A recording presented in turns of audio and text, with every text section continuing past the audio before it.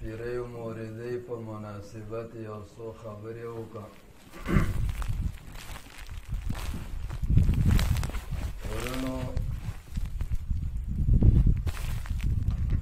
د خلکو په زړه کې چې کومه شبهه وي او سوال او اعتراض وي په باره د پیری و موردی کې، نو د بیخ نه په دې باندې اوږد بحث کول د هغې وخت نه دی، خو البته یو څو لنډې مختصرې خبرې به عرض کړو. الله جل جلاله دې د خپلې رضا دپاره وګرځوي او موږ او تاسې ته دې پې الله پاک عمل نصیب کړي. محترمو، د پیر مقصود څه شی دی او د مرید مقصود څه شی دی؟ پیر چاته ویلی شي او مرید چاته ویلی شي؟ دا پیر دا زمونږ او ستاسې د پښتو د فارسي اصطلاح ده، دا عربي ټکي نه دي. په عربۍ کې د دې دپاره مختلف نومونه دي، خو د پیر لنډه معنا یعنې یو لارښودونکی. یو څوک چاته ښه لاره ښیي هغه ته پیر وایي، او د شریعت په معنا کې یو څوک چې عالم وي، په دې علم یې درست او صحیح عمل کړی وي، هغه پیر دی. دا علم وکړه،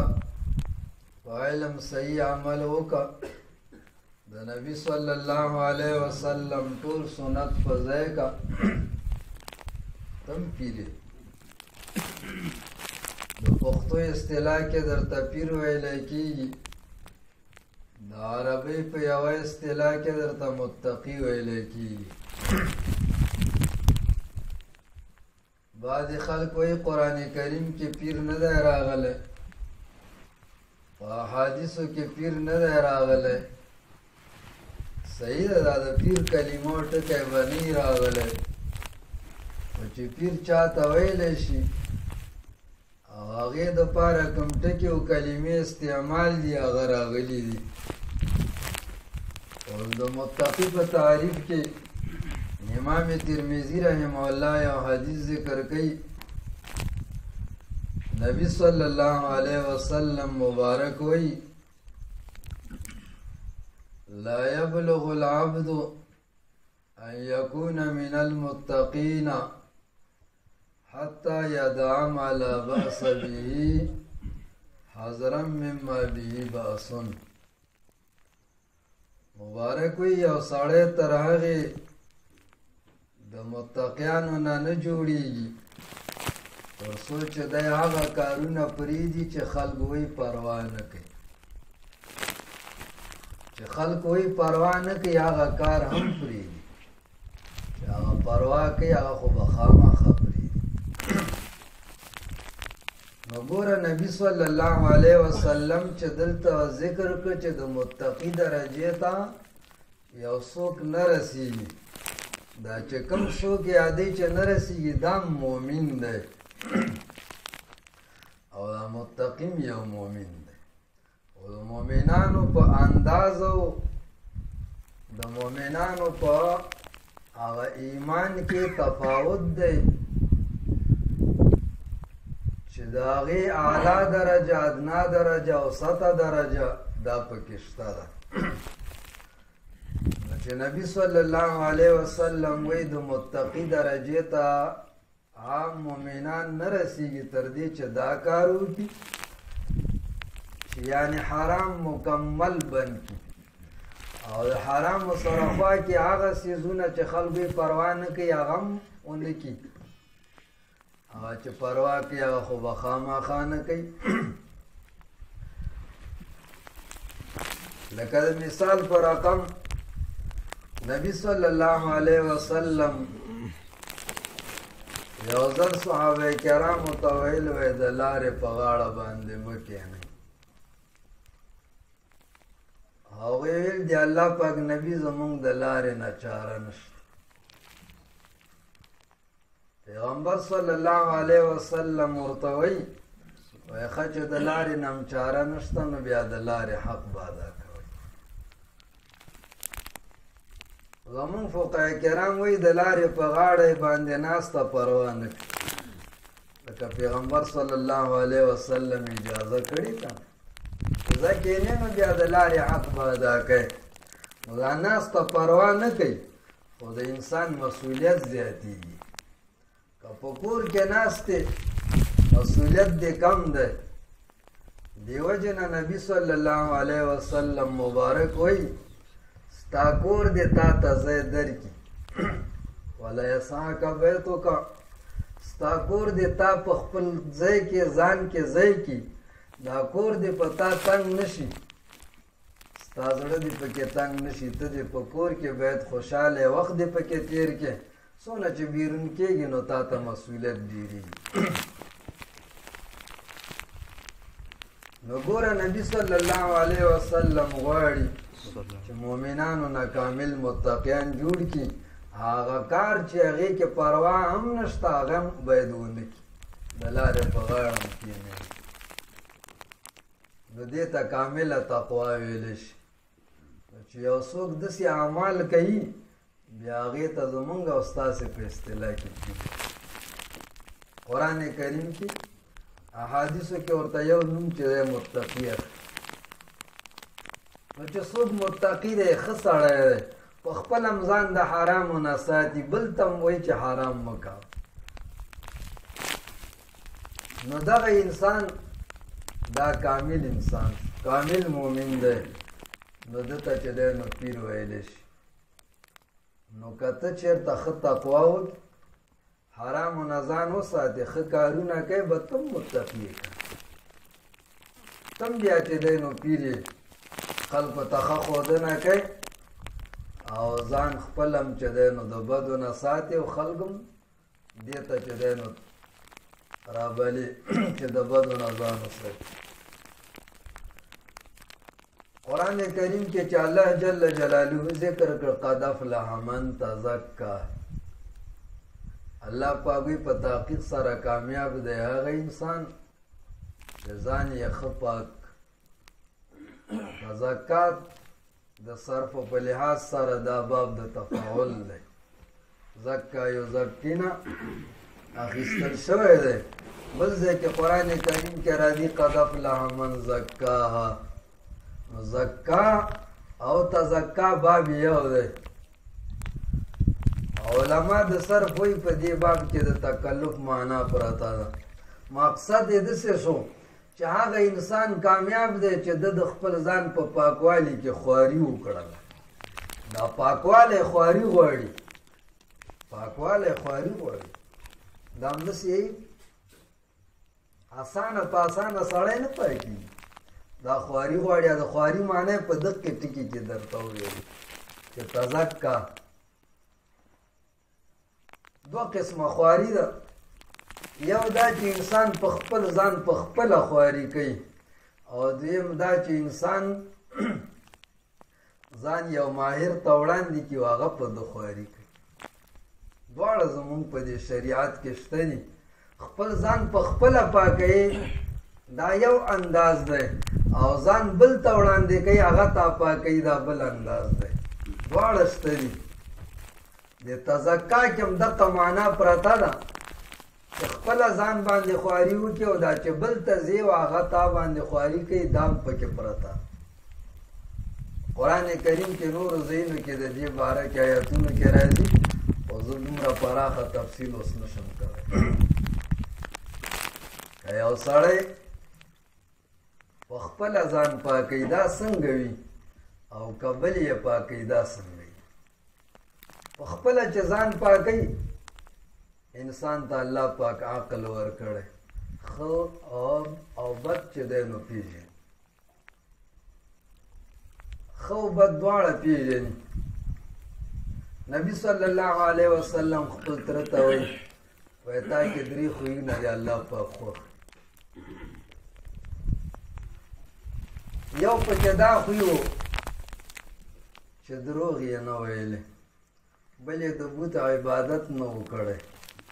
او بل یې زنا نه کړی د نبي صلی الله علیه وسلم تر مبارک وی صاحب وای ما د خپل عقل نه کار اخیستی ګوره هغې وخت کې شریعت او دین نه و خلک ټول بت پرسته و اکثر خو هغه چې دا درې څیزونه دا بېکاره څیزونه دي دا نه کوي نو دا کار یې د خپل عقل نه اخیستی و وای دروغجن مې لیده چې دی خجالت پاتې کېده یو وخت چې کله د دروغو ښکاروالی کېده بیا ډېر ذلیله پاتې کېده ویل دې ذلت نه خو دا ښه ده چې دروغ نه وایم دا ښه شی نه ویل سړي ته نقصان رسوي سړی چې دی نو په مجلس کې شرمنده کوي او زنا مې وایي ځکه نه کوله چې زه په خپلې ګډې غیرتي وم ما ویل چې بل څوک مې په خپلې ګډې خوښ نه دی نو د بل چا په حریم مې هم تجاوز نه خوښ ګوره عقل نه یې کار اخیستی و شریعت او دین دوی ته لا نه و او د بت عبادت مې ځکه نه کوم ویل دې کې څه کمال ده نو دې کې څه کمال نشته نو د څنګه عبادت دا اوس که عقل نه کار واخلي دا خپل ځان پاکوي څه ناڅه په څه شي پوهېږي لا مونږ او تاسې ته شریعت هم راغلی حرامو نه ځان بچ کوي دا په خپله ځان پاکول حرامو نه ځان بچ کوي دا په خپله ځان پاکول او دا حکم خو په احادیثو کې شته قرآن کریم کې شته الله پاک وایي ځان د حرامو نه وساته نو مې کوه چې نه کوې بس خپله پاک شولې او چې بل دې پاکوي یو ماهر یو لایق شخصیت ته به ورځې چې هغه ستا د بدن عیبونه پیژني د انسان د نقصان او د ترقۍ نه د پاتې کېدلو هغه عیبونه او نقصانونه پیژني نو هغه به ستا دې بدن ته چې دی توجه وکړي ستا دې بدن ته به یو برکت ورکړي هیچ چیز خود به خود چیزی نشد هیچ آیین خود به خود تیغی نشد دا لور په خپله لور شوی نه دی لور چې لور شوی دی دا یو عامې اوسپنې نه لور جوړ شوی دا د یو چا په خوارۍ جوړ شوی یو ماهر د دې اوسپنو هغه پې خواري کړې ده نو د هغه اوسپنې نه لور جوړ شو قیمتي شو دا غاړکۍ و هار دا په خپله هار او غاړکۍ ته جوړه نه ده په دې عامو زرو یو ماهر د زرو خواري کړې بیا تې غاړکۍ جوړه شوې نو ته په خپله هم د دې لایق وې چې ځان پاک ساتې خو ستا باندې که یو څوک خواري وکړي نو ته زر یې خو دې زرو کې هم نور یو طریقې دي چې نور هم قدر ډېرېږي قدر یې ډېرېږي خو دا په یو ماهر ډېرېږي اوسپنه ښه شی ده خو په دې اوسپنې چې یو ماهر خواري وکړي قدر یې نور هم ډېرېږي عام اوسپنه هم ښه شی خلکو ته په کار راځي خو که یو ماهر پې خواري وکړه لور یې ترې جوړ کړه چاقو یې ترې جوړ کړه بل څیز یې ترې جوړ کړه نو قدر یې نور هم ډېر شو همدا رقم د انسان هم دی که یو ماهر پې خواري وکړي نو دی نور هم چې دی نو د ګناهونو نه د عیبونو نه پاتې امام مسلم رحمه الله حدیث ذکر کوي نبی صلی الله علیه وسلم ناز دی صحابه کرام ناز دي مبارک غږ کوي تاسو ما سره وای بیعت نه کوئ چاته دا خبره کوي صحابه کرامو ته خبره کوي مبارک وایي د الله پاک رسول سره بیعت نه کوئ صحابه وایي د الله پاک نبي مونږ خو بیعت کړی که مونږ خو یې بیعت کړی دی ځکه هغوی چې مسلمانان کېده نو بیعت او قول یې کو که نه مبارک د هغې د پاس هم دقې صحابو ته بیا وایي بیعت نه کوئ د الله پاک رسول سره نو چې هغوی ویل مونږ بیعت کړی مبارک داسې نه وایي چې نه بیا یې وکړئ مبارک بیا دا خبره تکراروي نو درې ځله یې تکرار بیا ورته نبي صلی الله علیه وسلم چې دریم ځل دا خبره وکړه صحابه کرام راپاڅېدل پوښتنه کوي د الله پاک نبي په څه شي بیعت وکړو مبارک وي په عبادت باندې په مونځ باندې په ترک د ګناهونو باندې صحابه راځي دي بیا دوباره بیا بیعت یو ځل بیعت کړی د ایمان مسلمانان شوي هغې وخت کې هم دا ویلي مونږ به ګناهونه نه کوو ښه کار به کوو اوس بیا دوباره بیعت کوي د الله پاک نبي سره صحیح حدیث د امام مسلم رحم الله ذکر کړ مونږ او تاسې الحمدلله پیدایشي مؤمنان یو کورنۍ او کلي وطن نه مؤمنان یو په داخل د دې کې چې مؤمنان یو د دې وینا ضرورت شته ده چې بیعت نه کوو هغه وینا اوس هم تکرارېږي بیعت نه کوو ته به وایې چې خو مسلمان یم نو بیعت ته مې کوم ضرورت دی ګناه نه کوم او ښه کار کوم نبی صلی الله علیه وسلم مقصد دا دی چې د یو چا ماهر په لاس باندې د یو ماهر په خواري باندې ځان چې دی کمال ته ورسوي دا مقصد دی ته په خپلې خوارۍ غونه تکړه نه یې په خپلې خوارۍ به ته یو کمال ته رسېږي خو ډېر اوچت نه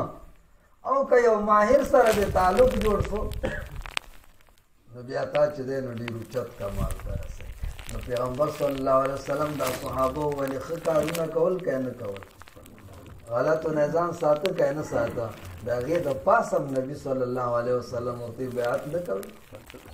اوس همغسې خبره زه هم تاسې ته کوم بیعت نه کوم اوس د اعتراض ځای پاتې شو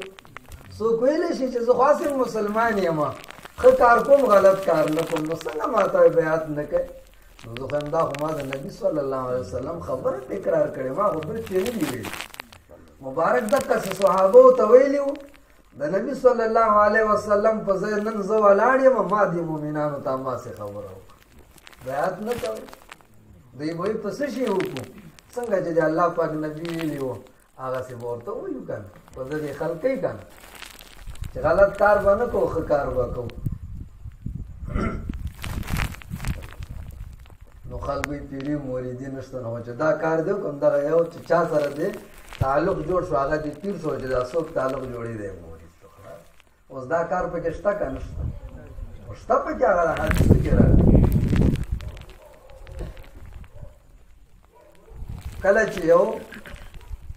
ماهر سره د تعلق جوړ شو د هغه ماهر په بدن کې چې څه دي هغه ستا بدن ته انتقال د هغه بدن کې چې هغه سره دي څه شی هغه سره د آخرت محبت د الله پاک د نبي محبت دی د دنیا محبت دی د هغه زړه کې د هغه بدن کې علم تقوا نیک عمل د دې وجې نه رسول الله صلی الله علیه وسلم مبارک وایي وایي ښه خلک به تاسې په څه شي پېژني مبارک وایي په دې به یې پېژنې چې کله هغوی ولیدل شي نو سړي ته الله پاک یادېږي ما تا چې د دنیا دا خلک وینو ته چې یو بنایي والا ویلي چې هغه آبادي او دیوالونه جوړوي نو تا ته څه شی پېژني تا ته هم دا په یادېږي نو چې یاره په دم یې چېرته د کور دیوال جوړ کړی پلستري ویلي یاره په دم یې پلستر کړی او که انګیر دې ولیده نو لور در یاد شي چې یاره ما خو هم کور کې لور کې چې دی نو فرق و چې اوس مې دې انګیر ته راوړی او چې ملا صاحب د جمعیت ویني بچی در یاد شي چې یاره ما بچي ته هم سبق ویلی لکه ملا سره همدغه د اهلبیتې سبق دی او که یو ښه شیخ الحدیث دې ولیده نو بیا درته دورې حدیث یادېږي او که یو داسې تقوادار او بزرګ دې ولیده بیا درته ذکر او د الله پاک نوم یادېږي نبي صلی الله علیه وسلم مبارک ځکه وایي اذا روز ذکر الله چې کله دوی ولیدل شي نو الله پاک سړي ته یاد شي د الله پاک ولې یادېږي ځکه ده سره چې دی نه انګیري شته نه نجاري شته نه بل کسب نه بل ځکه دنیا سره تعلق د ده نه دی د تعلق د الله پاک او د الله پاک د نبي سره دی نو چې ته دی ووینې په تا ته الله پاک یادېږي ستا زړه کې دا راځي چې یاره دوی راته کړی یاره چې دی نو یو ذکر او عبادت یو خلار یې راته ښودلی بس آخرت ته دې توجه زیاتېږي دنیا د ګناهونو طرف ته د توجه فکر نه ځي دې خوا ته دې فکر دی دا د ښو خلکو نښه ده نبي صلی الله علیه وسلم مبارک ځکه وایي چې دوی ولیدل شي الله پاک یادېږي ځکه دوی سره بل چی شته ده نه اوس د ده بدن کې چې کوم څیزونه دي نو هغه ښه څیزونه دي که بېکاره دي؟ تاسو جواب ښه ځکه د الله پاک ذکر دی، عبادت دی، محبت دی. ته چې هغه سره تعلق جوړ کړې ستا بدن ته به څه شی راځي؟ همدا څیزونه به راځي که نو که د الله پاک سره د محبت زیات شو نو ښه خبر نه ذکر ته د توجه زیاته شو نو ښه نه ګناه نه چې د محبت راوړي نو ښه نه هغه سره همدا څیزونه دي دا تا ته هم خو د دې دپاره څو طریقې استعمالوي. یو دا چې ابتدا کې بیات کوي قول ورکړي او دا د نبي صلی الله علیه وسلم سنت دي. دې لاس کې یو برکت راځي ستا بدن دې کې یو کرنډ راځي، یو برق راځي، ستا دې بدن کې یو رڼا بلیږي. هغه رڼا که همغسې تازه وساتې ته بیا همیش ذکر کوې دا زړه پاک وساتې او ګناه نه کوې رڼا به نور هم تازه کېږي بلیږي به ستا باطن کې به ښایست پیدا شي او د باطن ښایست بیا بیروني اندامو باندې اثر کوي. کله چې زړه کې صفایي بعضې خلک ګیره کوي ګناه کوي وایي زړه مې پاک ده پروا نه زړه مې وایي پاک ده زړه چې دې پاک وی بیا دې ګناه نه کوله زړه کې دې پاک ده ځکه ګناه کوي. یو کس ولاړ دی لمونځ کوي په دې ګیره کې داسې ګوتې وهي کرار خپل ساعت پرې تېروي. پیغمبر صلی الله علیه وسلم ویلې اصحابانو ته وایي که د دې سړي زړه کې الله پاک نه ویروی نو بیا ګیره کې لاس نه وه. لو خشع قلبه لخشعت جوارحه مبارک وایي که د زړه کې د الله پاک نه ویروی نو د اندامونه به تابع وو بیا دې ګیره کې نه ګرځول. دا ګیره کې لاس ګرځول سر کې لاس ګرځول دا خو تابع نه ده دا خو بیرونی کار ده دا خو د مونځ داخل کار نه دی دا بیرون کار دی. اوس چې زړه کې فرق دی نو اندامونو کې هم فرق دی بې ځایه حرکت کوي حرکت یې د دین سره برابر نه دی. دین او شریعت ورته وایي مونځ کې حرکت مه کوه برقرار په یو حال ودرېږه. دی چې څومره اضافه حرکت کوي دا د اندامونو حرکت تعلق د زړه سره دی نو چې زړه کې فرق دی اندامو کې فرق دی چې زړه کې فرق دی اندامو کې فرق نو دې لاس سره ستا بدن ته یو کرنډ راځي برق راځي. صحابو ځکه د الله پاک د نبي سره چې دی نو لاس ورکړه دې لاس کې ګټه ده خیر ده چې هغې بدن کې څه کوم خیر دا ستا بدن ته انتقال کوي خو په سترګو خو ښکاري نه که په سترګو نه ښکاري. او چې کوم شخص سره کېنې د هغه چې ستا بدن ته وګوري په دې سترګو وګوري د سترګو کې یو برق او رڼا ده هغه ستا دې بدن ته راځي او د دې سترګو برق او رڼا یو مثال به درکړم لکه مونږ او تاسو یې پلانکی د نظره دا نظره کېږي څه راته نظره کېږي هغه پې څه شی کوي سوک ورکوي سپېړه ورکوي په لخته یې وهي چیپ یې کوي چې نظره کېږي نه هغه خو کارني چیپ نه کوي صرف په دې سترګو ورته ګوري نو څنګه یې د سترګو کې څه شی دي چې هغه باندې عیب راغی نقصان راغی مرض راغی چپه یې کړ د سترګو کې چی دي ورس دا مې درته یو عقلي غوندې خبره وړاندې کړه او دا د شریعت سره موافقه ځکه شریعت نظر مني که نه مني حدیث شریف کې راځي نظر حق دی او مونږ او تاسې منو نو دا نظر چې حق دی دا د څه رقم پیدا شو چې پکې وشو څه چل شوی دا هم د سترګو نه د هغه بدن ته یو کرنډ لاړو د هغه بدن ته یې تاوان یو معنی یې دا نو چې هغه بد نظر تلل منې نو دا ښه نظر تلل هم ومنه هغه د بد نظر تلل چې منې چې یو بد نظر د سترګو نه بل ته انتقالېږي نو خو دا ښه کرنډ ولې نه منې بیا وایي پیري مریدي پکې نشته دا کرنډ او برق ولې نه منې چې د کرونا تلل د لاس مسه کولو سره منې دا د خیر او برکت او د محبت تلل د لاس سره ولې نه منې دې ته دې فکر کړ دا اوس وخت کې خلک کرونا نه ډېر ډېر او وایي چې لاس مو میلاوئ یو بل سره ستړي مشي مه کوئ وایي دې سره وایي د هغه بدن نه ستا بدن ته مرض ځي دا مرض په سترګو خو ښکاري نه چې دې لاس کې هلته دی او ستا دې لاس ته خو خیز نه وهي نیت ته وینې خو دا یو پټ څیز دی د هغې تلل منې او د دغې برکت د خیر او د نفع ستا دې بدن ته د پاکوالي تاثیر او رڼا دا پکې نه منې صحابي چې په دې ټولو مؤمنانو اوچت دی په څه شي اوچت دی یو عامي صحابي چې یو ټکی سبق یې ویلی نه او د باندې نه راغلی یو ټکي باندې چې دی پوه نه او د الله پاک د نبي سره یو ځل ملاقات شوی وي د هغه درجه د دنیا د ټولو اولیاو نه دا په څه شي ده دا د نبي صلی الله علیه وسلم د بدن مبارک نه چې کوم ملاقات او کرن د بدن ته راغلی هغه دېس انسان په نظر کې اصلي نو هغه سلسله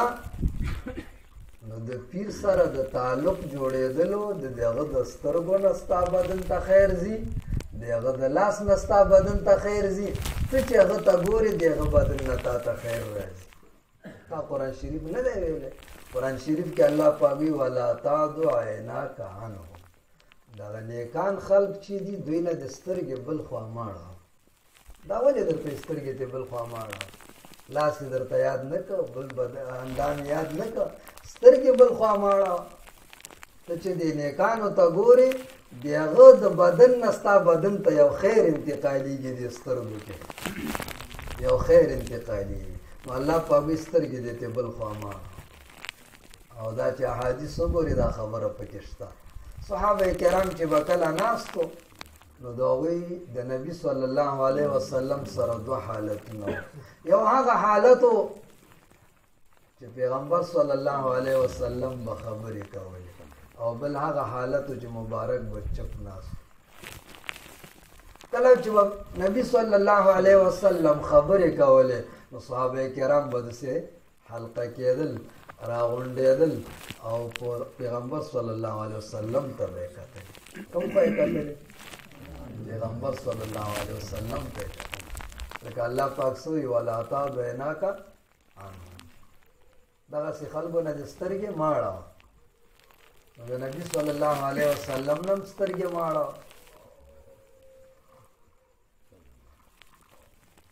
دیو جن صحابه کرام چې به جمعې ته راغلو صف کې به ناستو د جمعې په ورځ نو صف کې به کاږه کېناستل ځکه نبي صلی الله علیه وسلم به د جمعې په ورځ تقریر کوه نو چې تقریر یې کوه دوی به داسې کاږه کېناستل محراب پاله چې پیغمبر صلی الله علیه وسلم ته وګوري ځکه دې وخت کې چې هغه خبرې کوي نو دې خبرو سره انتقال د فیض او برکت کېږي او چې کله به مبارک چپ نو صحابه کرامو به ټیټ کتل یا به سر ځوړند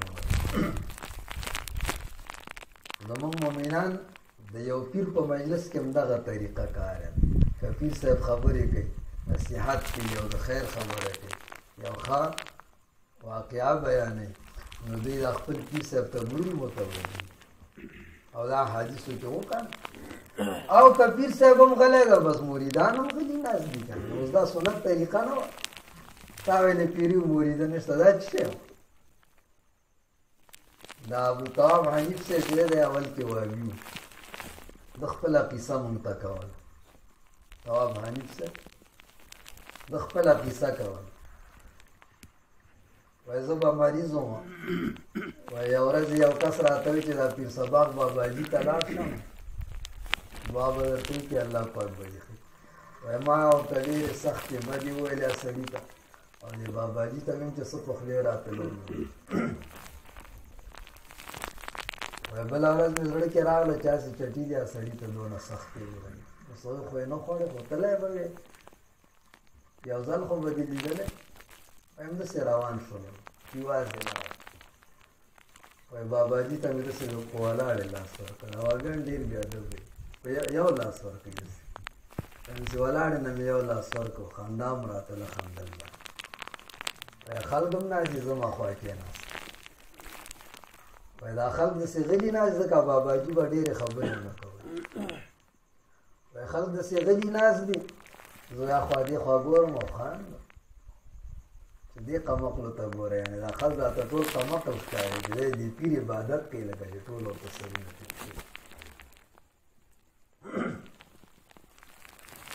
اخر کې بیرته خلک تلل خدای په اماني به اخیسته دوای ته اخیسته ما بیا په ولاړم داسې یو لاس ورکړې روان وایي اقلا دغه نه راته ویل چې بچی ډېر خاندم وایي ډېر خاندم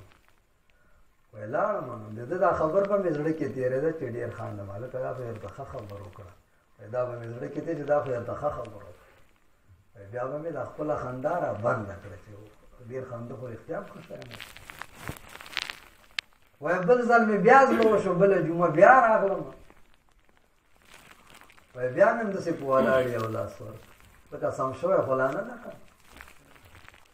وایي ما ته یې تېر ځل کې ویلي و ډېر خاندم نو دا ځل مې خندا بنده کړه ځکه چې خندا خو ښه شی نه وایي زه م غلی کېناستم چې خاندې نو غلی به نه کېږي نو ده خو هغه مې کېناستو ته د پیر عبادت ویلې اوس دی په خپل هغې کې اخته ګوره دا شیطان ورته دا خبره ذهن کې اچوله چې دا پیران ټول مشرکان دي دا خلک عبادت کوي وایي د اخر کې بیا وایي زه هم پاڅېدلم وایي ما ورته ویلې ما ته هم یو دعا وکړه دعا چې چا نه غواړي دا اوس غلط کار پیغمبر صلی الله علیه وسلم په خپله دعا غوښتې یو صحابي حج ته ځي پیغمبر صلی الله علیه وسلم ورسره جلب وکړل ورسره بیرون ووت بیا ورته یې ملګری چې دعا کې مې هېر نه کړي ګوره د الله پاک نبي ځان ته دعا غواړي نو ته چې ته څنګه دونه غرور کې چې ته وایې چې دی څوک ده ما ته به دعا کړي ځان ته یې په خپله کوم که نبي صلی الله علیه وسلم صحابه کرامو ته وایي وایي زما یو دوست دی په یمن کې اویس نومیږي او بیا که ستاسو ملاقات ورسره وشو ځان ته ترې دعا وغواړي ګوره صحابي کې ځان ته دعا غواړي وایي ما ویل چې بس ما ته هم یو دعا وکړه وایي دوی یې راته وکړه لاړم بل وخت بیا راغلم وایي وار په وار مې ذهن جوړېده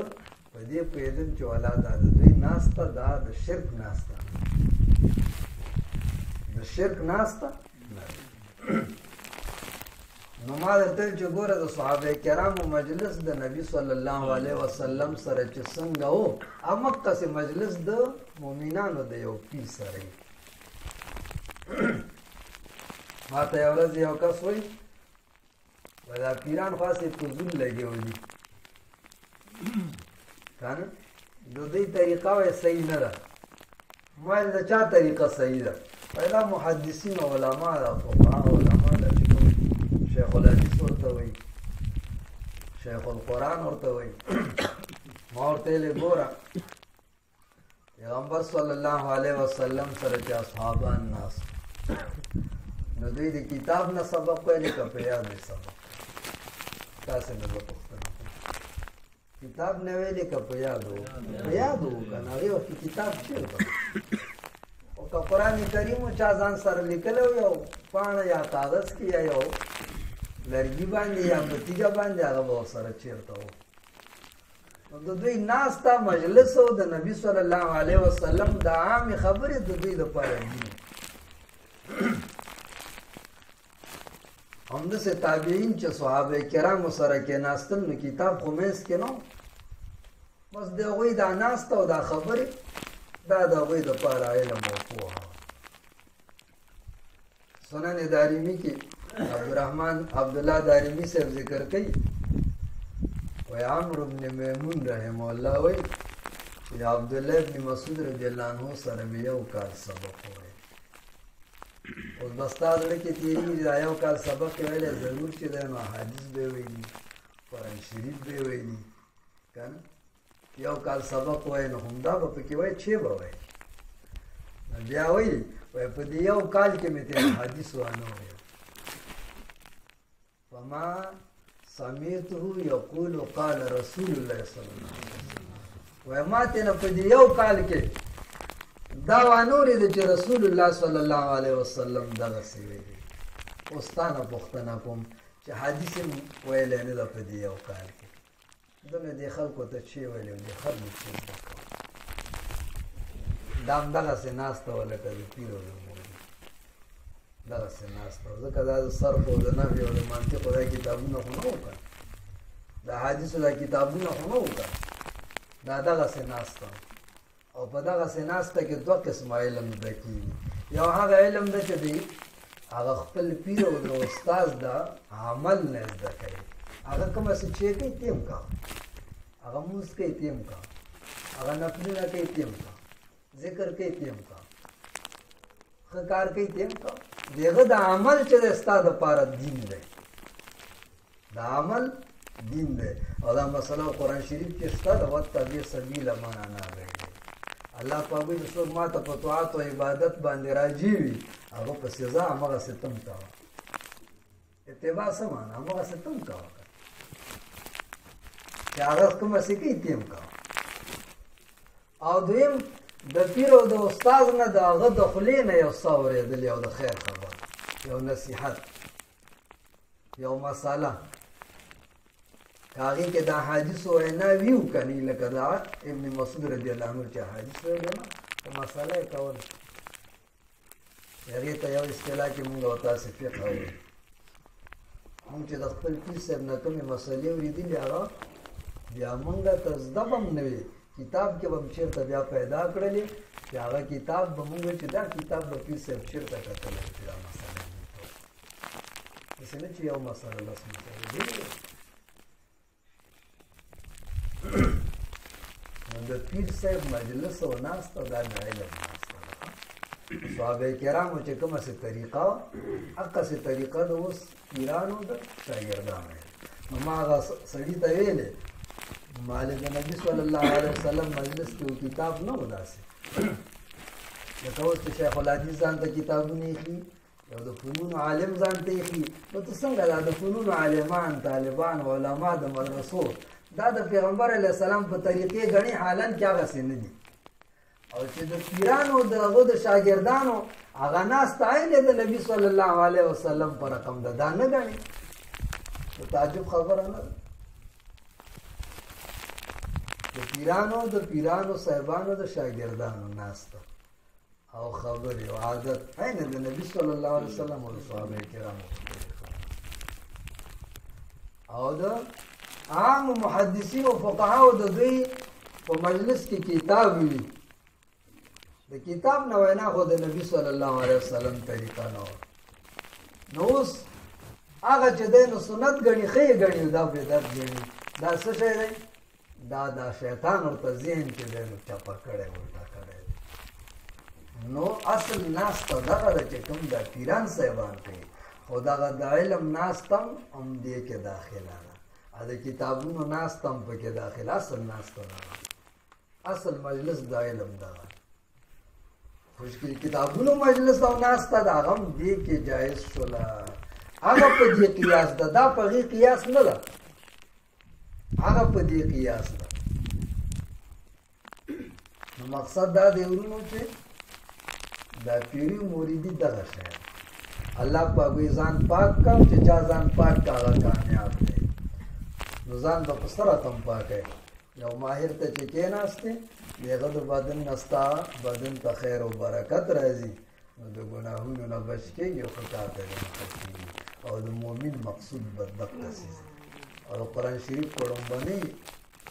برخو کې دا ټکي تا ویلي چې لا تفسدو فی الارض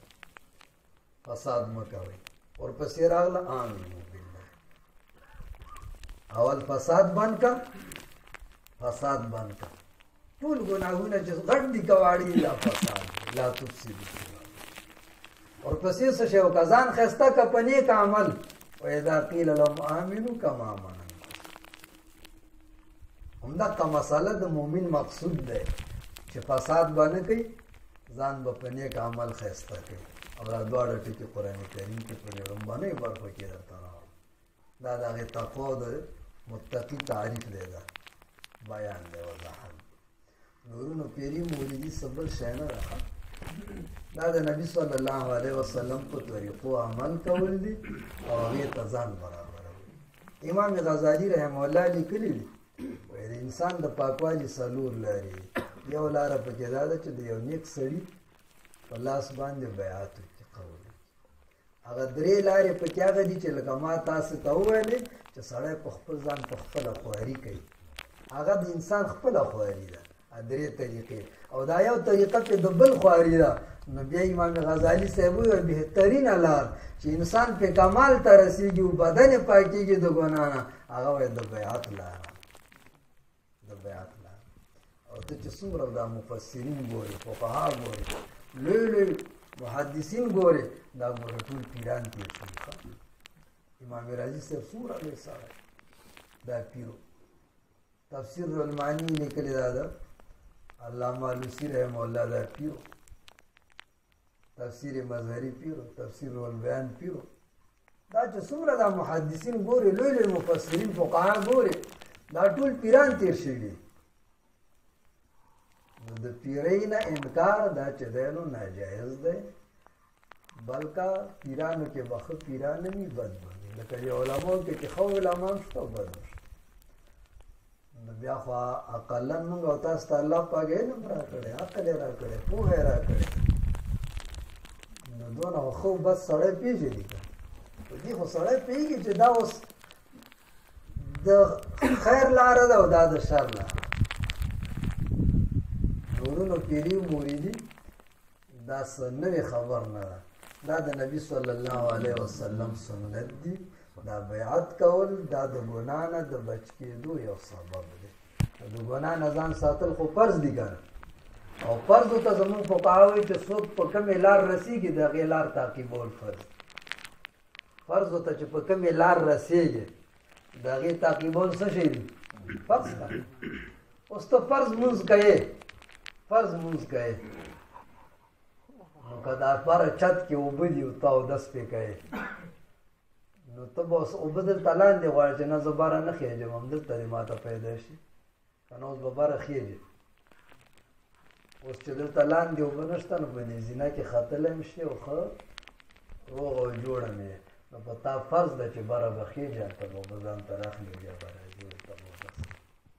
که نه بره ختل څه فرض نه دي خو دغه بره هلته اودس اوبه دي دا اوبو ته چې دی ته په بلې لار نشي تلی بس دا ختلې لار دي هلته به خېږې نو په تا اودس فرض دی دا بره چت ته ختل فرض نه دي خو نن داسې جیب کې ته یې چې هلته اوس بل ځای کې اوبه نشته دي نو په تا اوس فرض ده چې ته به بره خېږې چې دا اوبه ځان ته راپسې کړې مقصد دغسې ده که دغه بیعت په خپله فرض نه دی خو ګناه نه ځان ساتل فرض نه دي نو چې فرض دي نو اوس به ته په کومې لار چې دې فرضو ته رسېږي هغه بیعت ته وکړي نو یو لار یې دغه بیعت او قول نو د دې لار تعقیبول او کول دا د انسان دپاره ډېر ضروري ده چې انسان د ګناهونو نه بچ شي نستغفر الله ونتوب الیه ونصلي ونسلم علی رسول الله الکریم یا الله پاک زموږ دا ناسته ستا د ګناهونه معاف شریعت او دین باندې مونږ ته عمل نصیب نبي صلی الله علیه وسلم په طریقو باندې مونږ ته عمل نصیب غلطو اعمالو غلطو عقایدو نه زموږ د دې حاضرې جمع مؤمنانو د ټولو مؤمنانو مشکلات حل الله پاک د حاضرې جمع هر قسم مشکلات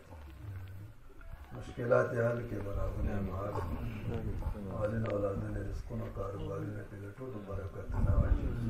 شرونه غمونه مصیبتونه یې الله پاک سره زموږ ټولو مؤمنانو وساتي یا الله پاک زموږ سره فیوزات او برکات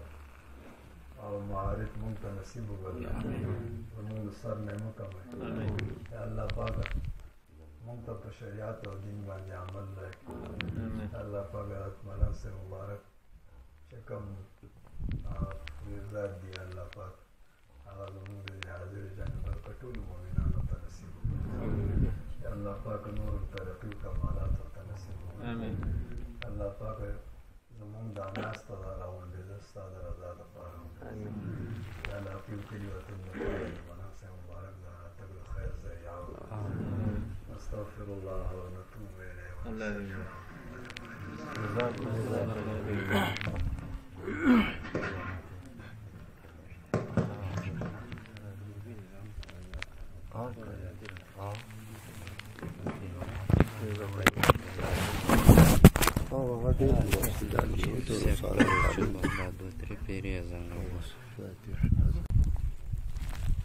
پیرې او مورېدۍ په مناسبت یو څو خبرې وکړه.